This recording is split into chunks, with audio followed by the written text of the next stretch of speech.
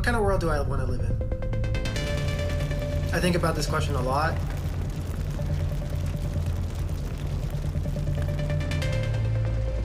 For our generation and for specifically my group of people, which is refugees, the circumstances might dismantle any vision of the future that we have. You're trying to rebuild, you're trying to make a future for yourself, and then the climate-related disaster comes and you start again. It's not about how it's affecting you now, it's about how it's affecting you your entire life.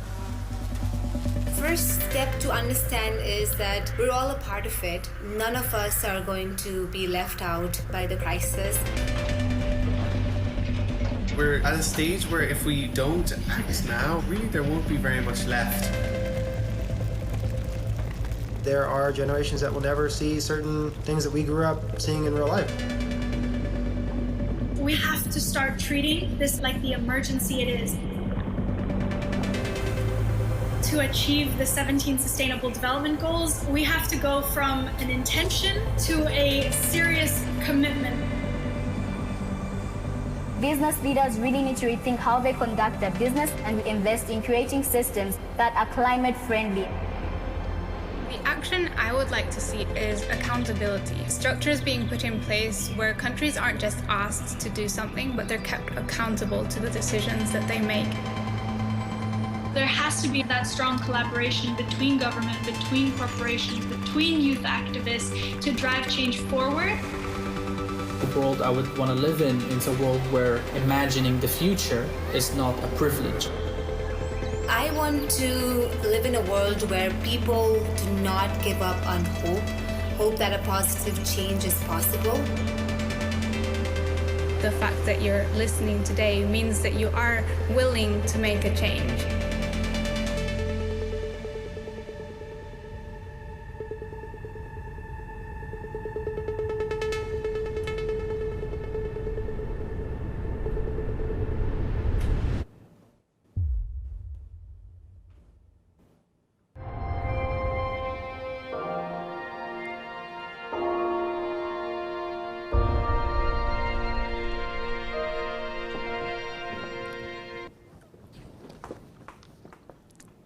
Hello everyone.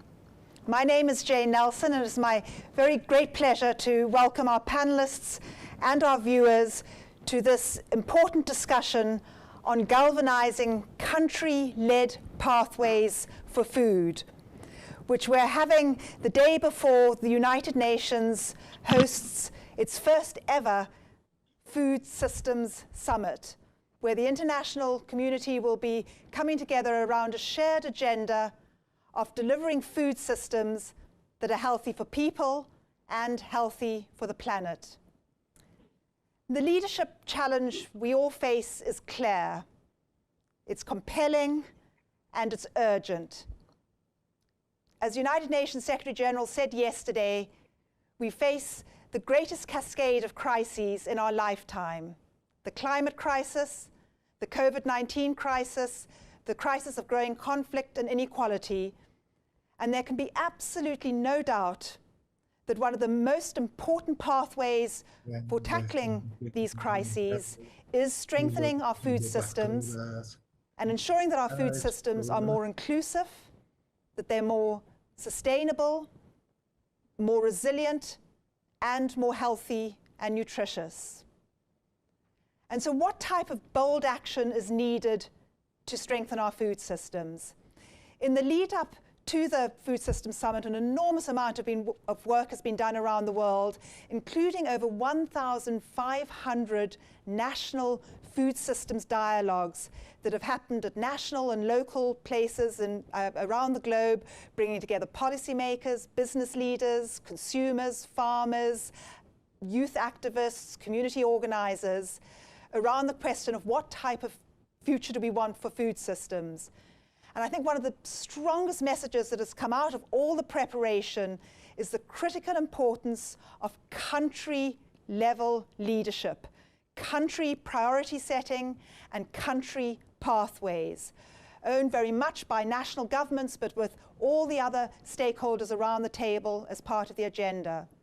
And as of this morning, 93 countries have released their own sort of specific pathways for their view of the transformation of their food system.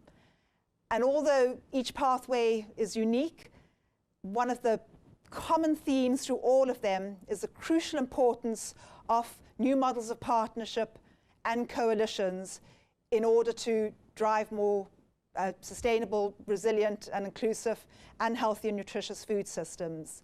And it's those types of partnerships that we're going to be focusing on in our panel discussion.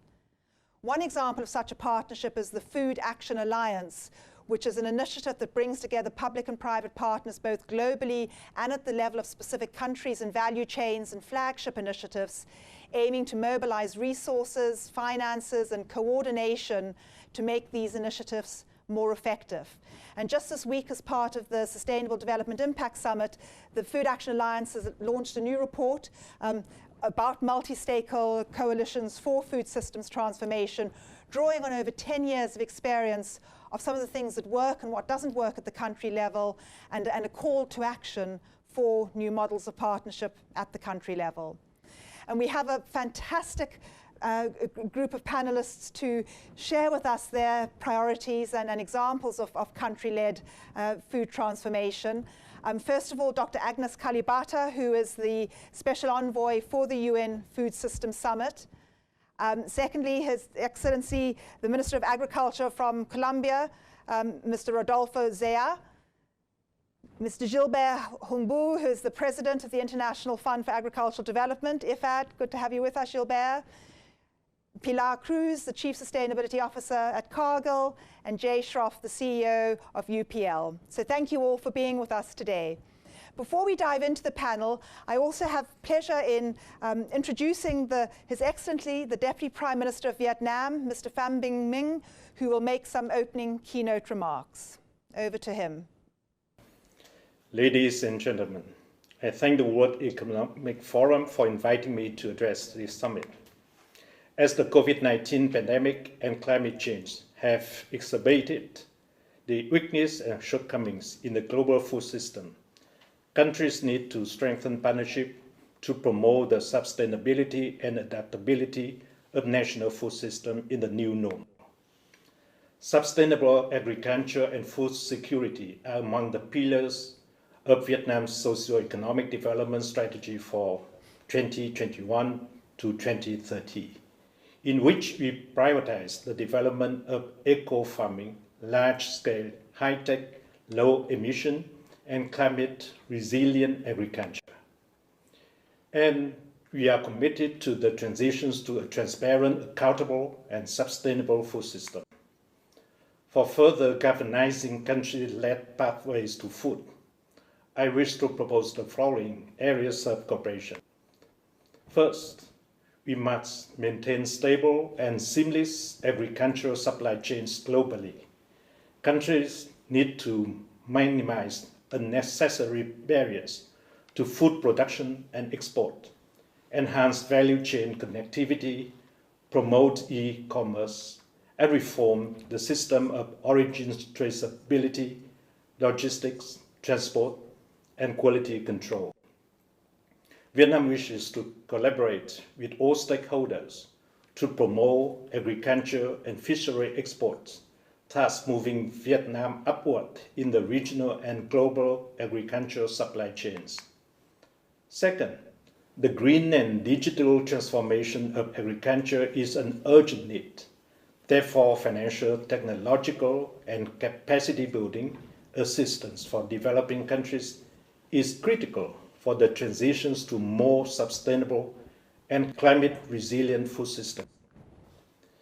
Vietnam stands ready to become a food innovation center in Asia, and we will continue to actively join initiatives on innovation, digital transformation, and environmental protections in the agricultural sector.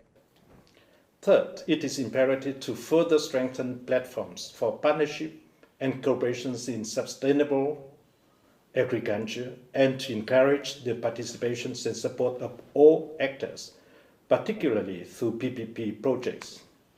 Vietnam is among the original members of the Partnership for Sustainable Agriculture within the WEP, a partnership that could serve to be a model of reference in building partnerships in this area. Fourth, given the strong urgencies of containing the pandemic and promoting sustainable recovery, we stress the importance of equitable access to vaccines. The international community should also accelerate cooperation in the manufacturing of vaccines and treatment drugs in this regard. Vietnam is committed to working closely with partners around the world in the fight against COVID-19 and on the path towards sustainable and inclusive recovery, including green and sustainable agriculture. Thank you. Thank you very much to His Excellency, and I think a very, very important connection he made there between sustainable agriculture and food security on the one hand and effective public health interventions, specifically in his case vaccines, but public health and nutrition on the other hand, and the link also and crucial importance of digital platforms to help us as well. I'd like to now start, Dr. Kalibata, with you, and first of all just acknowledge and say thank you for your remarkable leadership over many, many years, but particularly your leadership in the lead up to the UN Food System Summit. This obviously is an incredible opportunity to put food much more at the center as a priority for the Sustainable Development Goals. And it would be great if you could get us going, sort of sharing what your top priorities are, particularly at the country level for the summit.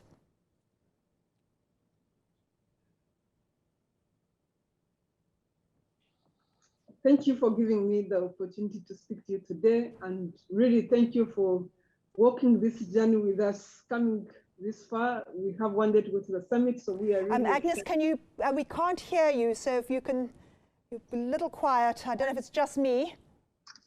Okay. Can you hear me now? Can you hear me now? It's better, yes. Okay. Is that better? Yeah.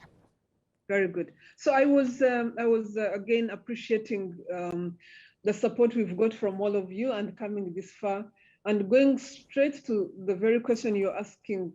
How do we ensure that that we come through? I think we've seen a number of things. Number one, we've been working on ensuring that there's a shift in mindset, that we stop looking at food and food systems from a perspective of ending hunger, dealing with diets, the challenge of diets, or even dealing with the challenge of climate change, that we actually look at food in the totality that it presents itself as a system and start working like that. So that has been a major focus of the work we are doing. The next bit is, of course, ambition. Is it possible to actually raise ambition as we work with the food system to ensure that we can see the change we want to see? And this has been captured in what we are calling the means of implementation when it comes to how we deliver against food systems. It looks at how we mobilize finances. It looks at how those finances would transform into political instruments or political policy frameworks that get implemented. But it also looks at how we are ready to take on innovation. How do we innovate and continue ensuring that we are using innovation to change how we go forward? And then the last two things would be around inclusivity. How do we ensure that everything we are doing, we are coordinating well across sectors, but also we are bringing in all stakeholders because they have something to offer? And then how do we build partnerships, which is what you started with.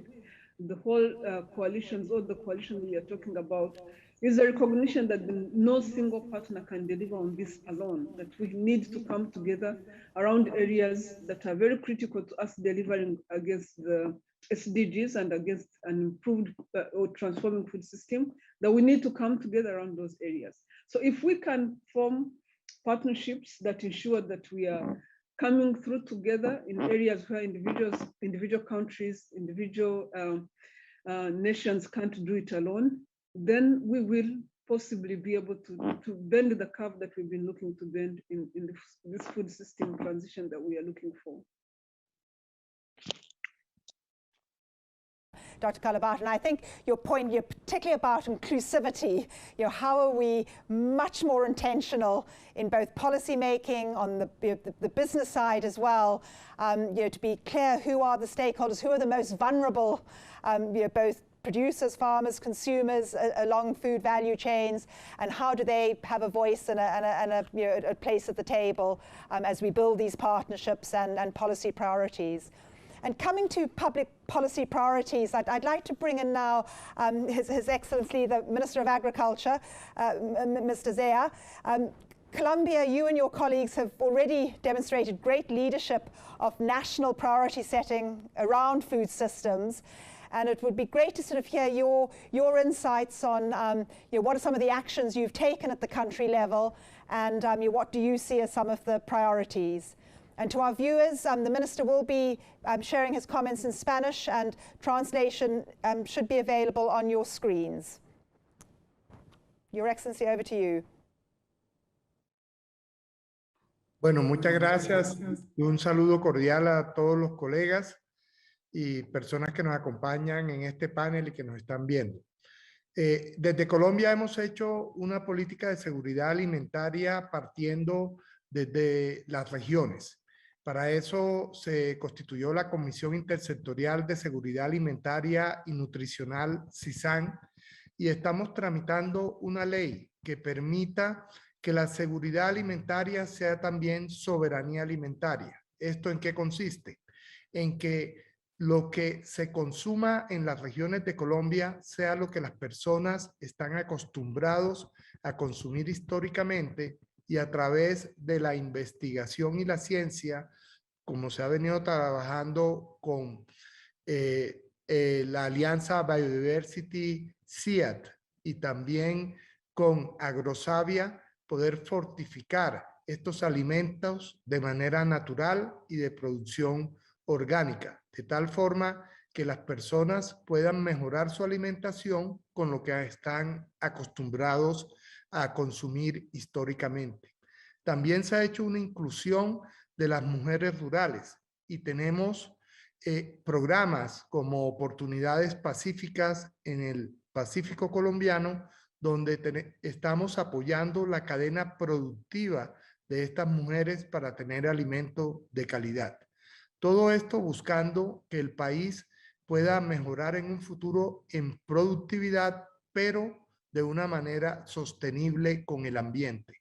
Y para eso hoy tenemos alianzas con el Ministerio de Ambiente para producir conservando y conservar produciendo, y poder cumplir con metas del gobierno del presidente Iván Duque, como reducir los gases de efecto invernadero en un 51% al 2030, poder dejar sembrados 180 millones de árboles y poder llegar a 180.000 hectáreas con sistemas silvopastoriles y de ganadería regenerativa sostenible que puedan convertir la ganadería en Colombia en una actividad que pueda capturar CO2.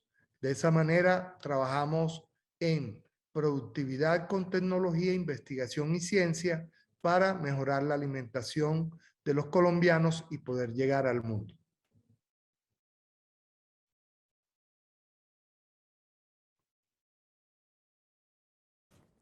Thank you very much, Your Excellency. And I think four sort of very, very strong messages that I think align with Dr. Kalibata's there. First of all, again, this message of inclusion and your example of the inclusion of rural women in some of your initiatives. Secondly, the importance of science and data and technology, and really strengthening the capabilities of national level research institutions and their links with each other. Thirdly, your point about both quality food but also food diversity, and really recognizing sort of local foods, local traditions, and applauding and supporting those. And then fourthly, your point about policy coordination and the fact that you were working with your colleagues in the Environment Department, and I know also in the Ministry of Economics, that we have more integration at the government level across different industries around food. So thank you for highlighting, I think, those important messages. And I would like to now move from a government perspective to our two business colleagues and bring in another wonderful Colombian, Pilar.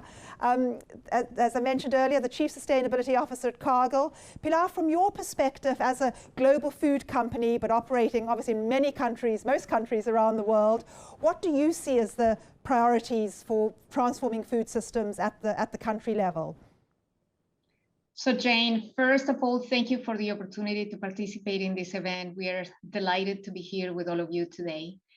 And yes, we believe that the greatest opportunity to drive a more sustainable food system starts right there where our food system begins, and that is the farm and the farmer. We know that agriculture can be a force for good. Cargill believes that agriculture is how we are going to address climate change, protect the planet, and feed a growing population in a safe, sustainable, and responsible way. So how are we doing this? Let's look at what is happening within the agricultural sector across North America, where thousands of farmers and producers are adopting more sustainable practices that benefit life above and below the Earth's surface. Let's look at regenerative agriculture as an example. When farmers eliminate tillage or add cover crops to their land, not only they improve their yields, but they also become more efficient and productive, which at the end of the day, we all know it brings significant economic value to the farm. In addition to that, they perceive significant sustainability benefits like capturing carbon in the soil. The long-term benefits are significant, including improving the fertility of the land for future growing seasons.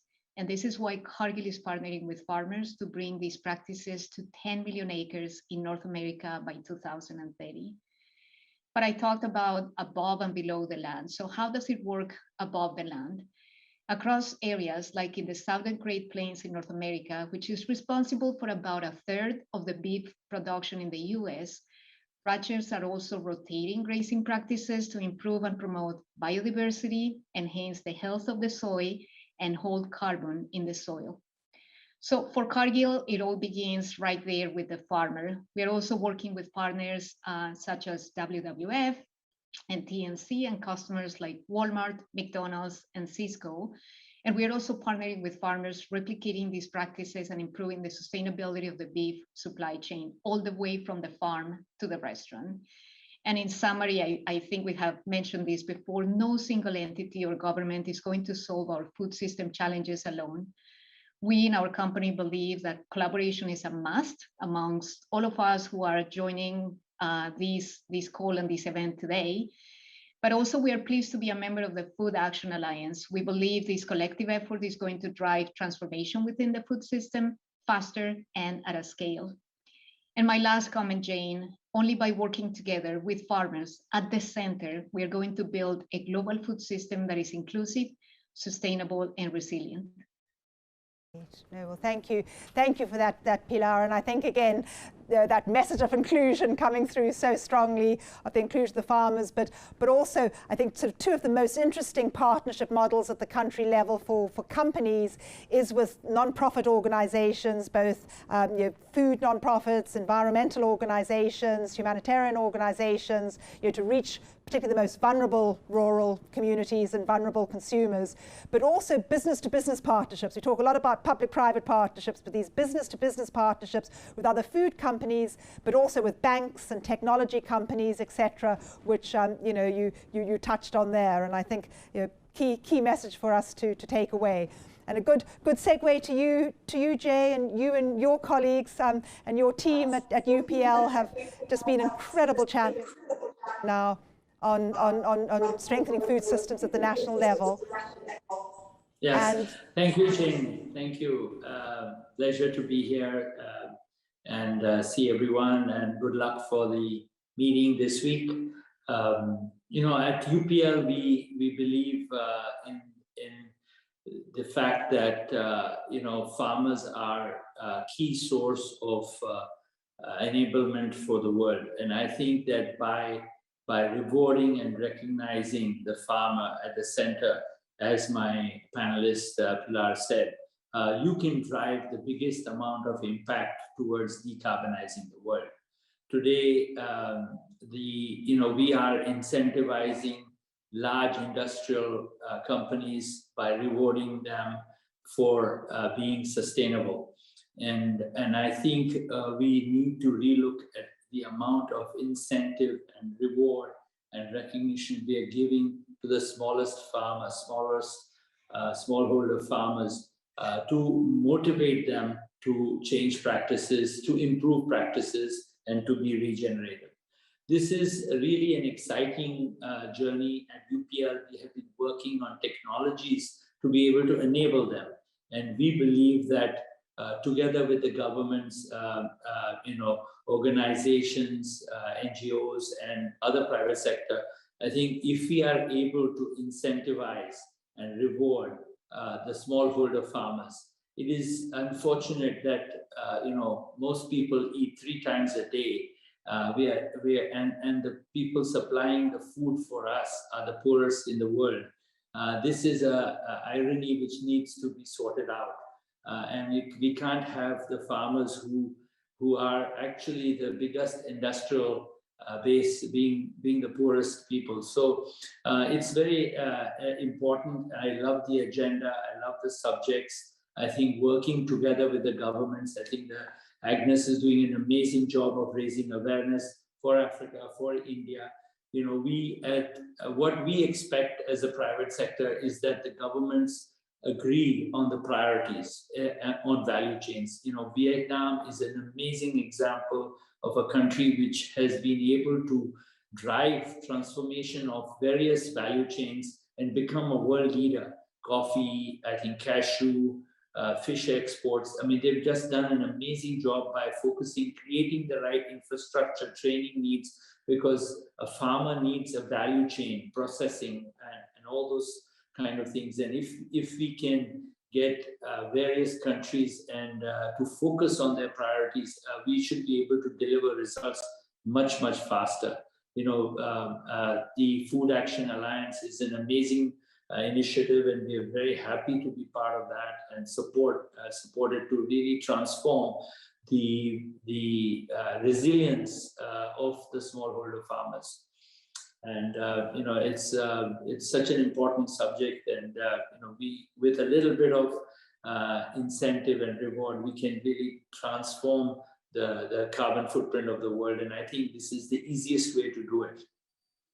Thank you. No, absolutely. No, well, thank you. And I think you really want to reiterate and reinforce your comment about incentives. And it goes back to, Agnes talking at the beginning also, we need to change mindsets and behaviors. And one of the ways to do that is incentives. And I think, we, particularly for smallholder farmers, what can governments do to improve market incentives for large companies to be more inclusive and sustainable, and then what can large companies do who are working with smallholder farmers, to provide much sort of stronger incentives for, as you say, both production that's sustainable, and also incentives for more nutritious foods. So thank you for that, and a good segue to President Houngbo.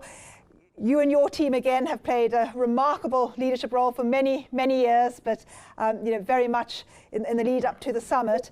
And as we go through the summit and going forward, IFAD and FAO and World Food Programme will be playing a crucial role in determining the outcomes of the summit. And so it'd be great to get your priorities on what you think is particularly important at the country level. Thank you so much. First of all, great to see you once again. I mean, for us, all of that said and done, tomorrow after the summit, I consider that the real beginning. All we have done is what we call in Italy the aperitivo. We are just preparing the ground. The real thing will start on as you mentioned in your introductory remark, the leadership that we have from the country offices through the pathway and others. So one of the key roles that the Rome-based agencies, IFAD, WFP, FAO, and again, with other UN agencies and development partners, is to ensure that we adjust our support programs to the countries in moving ahead with their pathways. Secondly, it's going to be important for us to have a coordinated approach and harmonized approach. Right now, we feel, and which is good news, the momentum we have created together, a very high level of momentum, and there's so many initiatives. So it is going to be important for us to ensure that there is some kind of a coordinated way of addressing the different dimension for the issue, both from food security perspective, from climate change perspective, and from the economic perspective. My next point is going to be quite critical, and then maybe I'm looking at that from specifically if at angle. Let's keep in mind that when we start this whole story of the food systems, not only is a way to really put together from the small-scale producers to the commercial food system companies to ensure that this not only leads us to better nutritious food and fighting hunger, but also to provide minimum decent living income for those small-scale producers.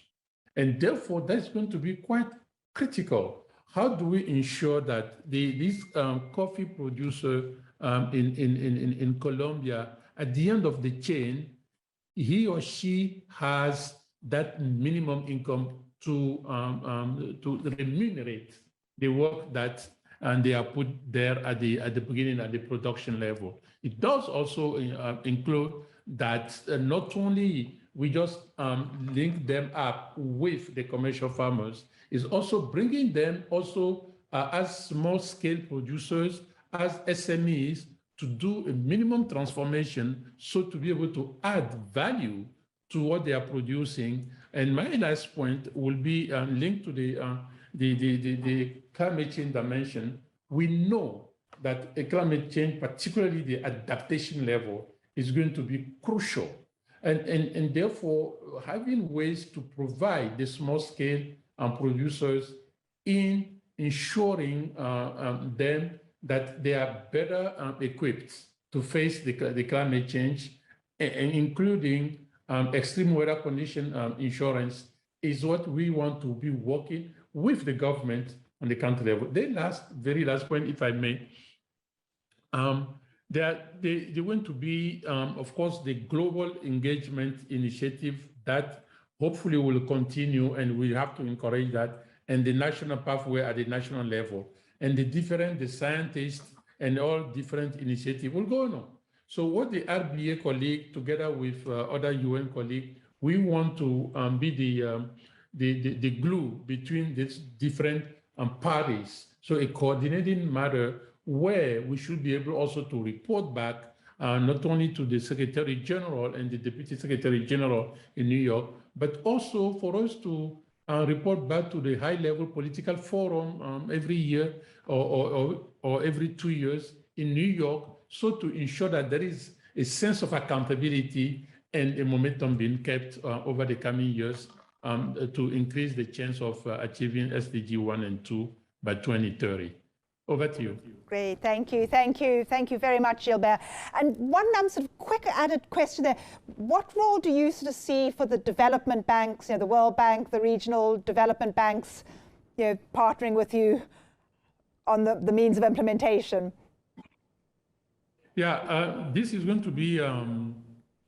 If you look at one thing that IFA is doing, we together with the French Agence Française de Développement and here in Italy, Casa Depositi Presteri, we trying to bring together the development partner, the public development bank around the world to really create a platform so we can put all our effort together to create a greater synergy in providing finance to specifically to the rural community, to the small-scale producer, which is one. Secondly, globally, as a follow-up on the Food Systems Summit, at the end of the day, the financing is not the only issue, let's be very clear, but financing is an essential dimension. We all know it. So we're going to need the financial institutions, the World Bank of this world, the IMF of this world, the regional development banks, trying to also come with different innovation in financing that can be made available to the different initiatives preferably at the country level, but also the research dimension, so that the result of the research and the scientific perspective, the result of those work can be brought and scale up at the country office level. And that we need the financial institution. So yes, it's first of all the Public Development Bank that we are working on, but we see this bigger than just the Public Development Bank, but the whole financial institution that we need to step up their engagement and their involvement in providing innovative financing, particularly to the rural world to lift up out of poverty. And I think one key message I want to pull out from your comments, amongst many great points, is about living wage and living income.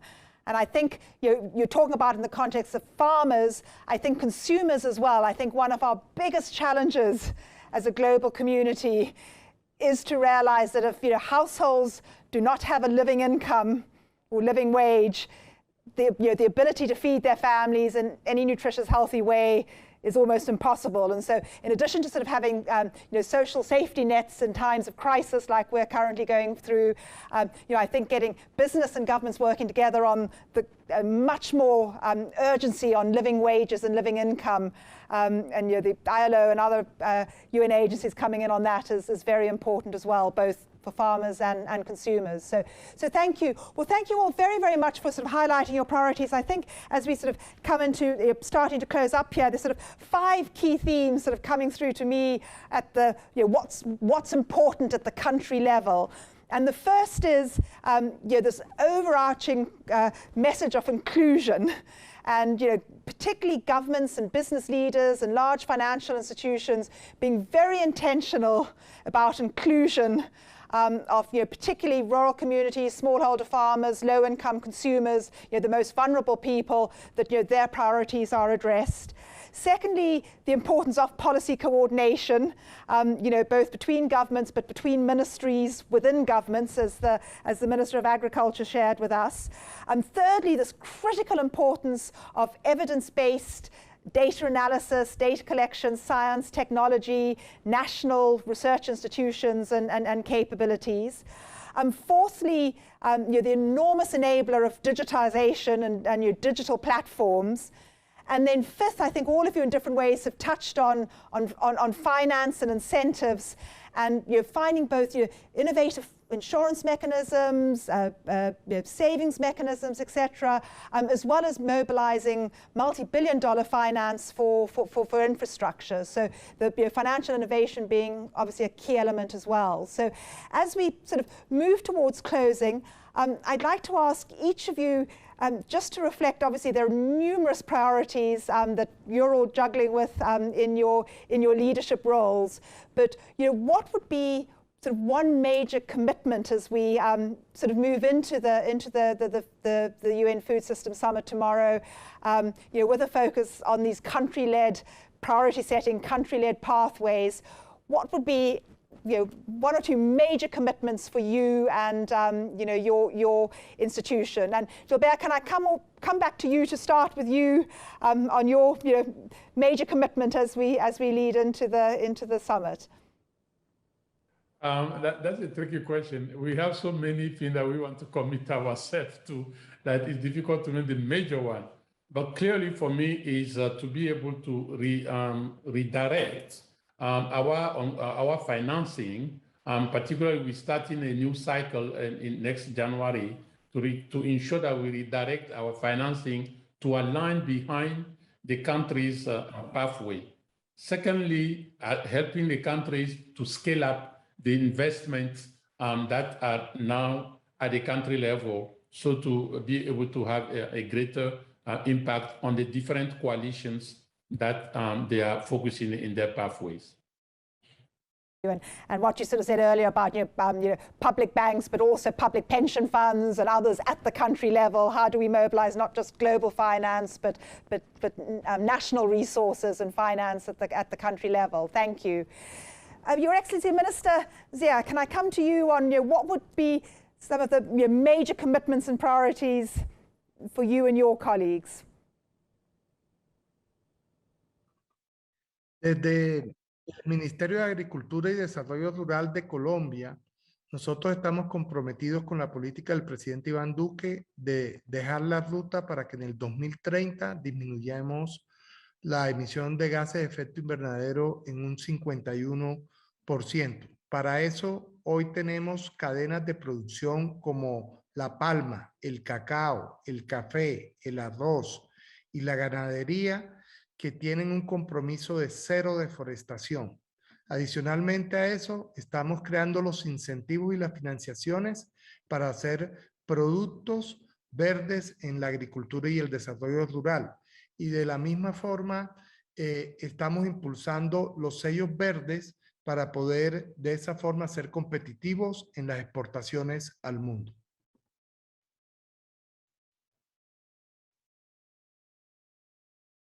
Thank you, and again, very important priorities, and I'll just come back to as well applauding you, and I hope every government around the world can sort of follow your model of this interministerial cooperation around the food agenda. So thank you for your leadership. Pilar, coming to you, some key commitments from your side. Yeah, thank you, Jane. So from a Cargill perspective, our commitment is to those who enable our food system, more specifically the farmers and their communities. We believe that we have to empower local farmers and communities to create their own food system to build economic opportunity and feed a growing population. I wanted to share just briefly an excellent example of how Cargill is doing this, and it's our partnership with the Hatching Hope initiative. And we have a goal to improve the livelihoods of about 100 million people around the world through the power of poultry farming. We have an excellent example of a young Indian woman, Matilda Naik, who is the primary earner in her family. Her farm wasn't doing well, and she saw an excellent opportunity to come to Hatching Hope for support, for training, for things like proper housing, vaccinations. And as a result of this, the support she got from Hatching Hope and Cargill, she was able to more than quadruple the size of the farm. There are many, many women like Matilda around the world, and we know that when they are empowered, we strengthen local economies and we remove some of the vulnerabilities and inequalities in the food system. And I know we can do this, we can do it together. Reminding us that 100 million farmers, it's 100 million individual farmers and their households and individual stories, individual experiences, individual challenges, and focusing on that as well as the ambitious numbers. So thank you for reminding us of that importance. Jay, over to you. Thank you. No, we're very excited about a project which we're doing. In India, about 5 million acres of rice farmers burn their crop because they don't have time to rotate the crop.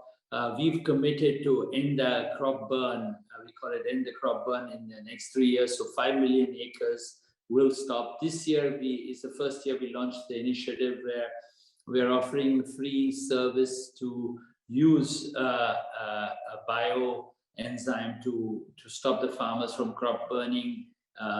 It's a free service. 500,000 acres will not burn this year, and we're excited for almost 5 million acres in next 3 years. So it's a very exciting project. We have a lot of commitment from other food companies and to classify and give traceability to the food produced, the crop produced by these farmers, to be able to be differentiated and called sustainably grown. It's a very exciting initiative, a lot of support. We're also doing something quite innovative there. Citizens of Delhi who suffer the impact of the crop burn can contribute online to individual farmers and sort of give them this incentive to not to burn and to reward them in a small way. It's not a major financial commitment, but just increases the interaction between families living in Delhi and around to contribute to these farmers who are changing their practices and sacrificing for a better environment. I think it brings us back to one of Agnes's opening comments on the need to change mindsets, and that we have to find more creative ways to link the producers and farmers with end consumers and the people who are consuming the food in cities. So thank you for that example. And I think also a great example of bringing together life science technology, digital technology, and financial technology with capability building at the level of the farmer that you as a large company partnering with others can do. So thank you. And finally, Agnes, back to you with some closing comments on what will you feel at the end of tomorrow in terms of major commitment and priority going forward. Thank you. I mean, I was prepared to answer the same question you asked everybody else. So I'm definitely looking to, first of all, closing on that, ensuring that tomorrow we have a great summit, all of us, and we are already beginning on a very good note with the commitment from the US government yesterday of $10 billion to commit to end to hunger, but also then with the commitment from private sector yesterday of $345 million under the leadership of Lawrence Haddad that the private sector is putting on the table. So if we continue with that tone, I'm just thinking that if 10 more countries came forward the way the US did, we would have the budget we need to end hunger in the next 10 years. So really a very good start. In addition to that, of course, is working with the RBS to ensure that we transition this work to the RBS and make sure that they can continue. And then I go back to my day job, which day job is going to be to ensuring that the commitments that the African countries have made in their pathways can be translated into investment plans. And I'm focused on making sure that in the next 2 years at least, we have investment plans from about 30 countries that are ready to go, that give institutions like IFA the place to invest money and institutions like Shroff a place to invest their money. So I'm excited to take this whole perspective of the summit back to the continent and get to work. Great. No, well, thank you so much, Agnes, and thank you again for your truly remarkable leadership, and to all of you for your leadership. And I think a very strong call to action there for all of us. How do governments make specific time-bound pledges and commitments? How can we get more companies to pledge, whether it's a zero hunger pledge or other pledges? And what can each of us do as individuals to support non-profit organizations and other initiatives that are focused on making food systems more inclusive and sustainable and resilient and nutritious and healthy. And I think as we move forward, 3 sort of closing comments for me, what sort of at the country level, it's absolutely clear that country-led leadership is where we need to go. And I sort of take away sort of 3 themes. 1, investment plans. How do we take these commitments into very specific national investment plans led by ministers like Minister Zeo and his colleagues in each country, but working with business, working with local pension funds, development banks, etc., on how to implement those investment plans in specific value chains that are priorities that are identified at the country level. Secondly, clearly innovation. And we've had great examples here today. Innovation and policy engagement and cross-ministerial cooperation, innovation in financing mechanisms, innovation in technologies, and very much innovation in partnership building and innovation in business models, and taking an innovation mindset and the concept of innovation hubs forward together with sort of national level investment plans and priorities, I think is a second key theme that has come through in many months, but also today. And then thirdly, very importantly, the message of inclusion and being so intentional around including both farmers and consumers, particularly remote rural communities, lower income farmers and consumers and the most vulnerable in any focus on building more sustainable and resilient and healthy food systems. So country level investment plans, innovation and the concept of innovation hubs, and a very, very sort of strong focus on inclusion. So thank you, and I think it's very exciting the fact we've got 63 countries who have already put forward pathways. So at least 63 investment plans already in the making, and look forward to taking it together. Is it more than 63 already? 93. 93. Sorry, 93. Thank you, Agnes. Thank you. 93 countries, so and counting, and many pledges coming from companies as well. So thank you very, very much to our panelists, and I'd like to now hand over to Sean de Cleene from the World Economic Forum to close us off. Sean. Thank you very much. As a member of the Executive Committee of the World Economic Forum, on whose behalf I just would like to thank the moderator, Jay Nelson, who together with a fantastic panel today, I just think really brought this to life.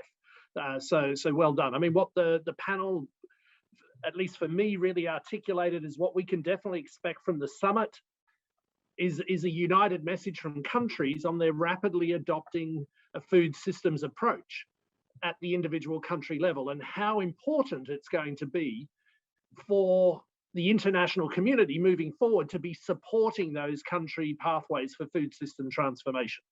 So well done, and very energetic and powerful message that came through. And the forum, along with the Food Action Alliance and other coalitions for action, is just very keen to support this process, offering its platform for leaders from all sectors, from business, government, civil society, international organizations, as a scale accelerator in support of food systems transformation.